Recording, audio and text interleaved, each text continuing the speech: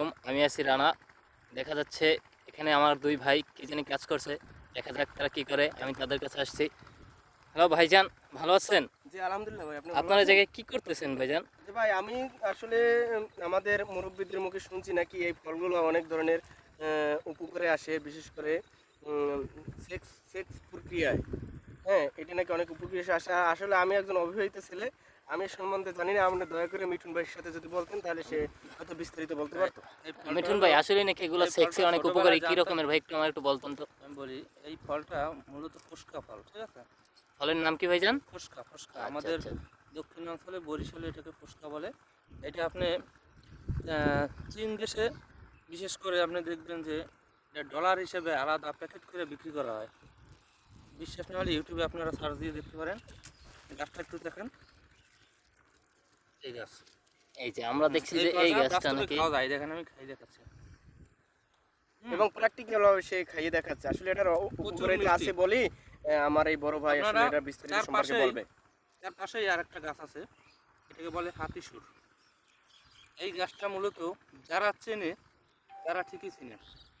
এই গাছটার মূল শিকড় যদি আপনারা ঠিকমতো বাইটে খান, আপনার যৌনশক্তি যা আছে তার 3 গুণ বৃদ্ধি পাবে। এটাকে বলে হাতিসুর। হারানো যৌন শক্তি ফিরে ফিরে পায়, তাই তো? এটা হাতিসুর, এরকম এটা বলতেছে। ভাই এটা আসলে এটা আপনি তো হাতিসুর আপনি গাছ। তো একজন বিবাহিত পুরুষ, আসলে আপনি কি কখনো এটা প্র্যাকটিক্যাল ভাবে ব্যবহার করছেন বা উপকারিতা কিছু ভাই, পাইছেন? যদি দর্শকের সম্পর্কে আপনি কিছু বলতেন তাহলে তো আমি তারা উপকৃত হতো। আমি এটা সবসময় জানতাম যে আসলে এটা উপকার হয়, হুম। কিন্তু আমি কখনো এটা ব্যবহার করি নাই। আজকে আমি মাঠে আইসা আমি গাছটা দেখলাম সচক্ষে।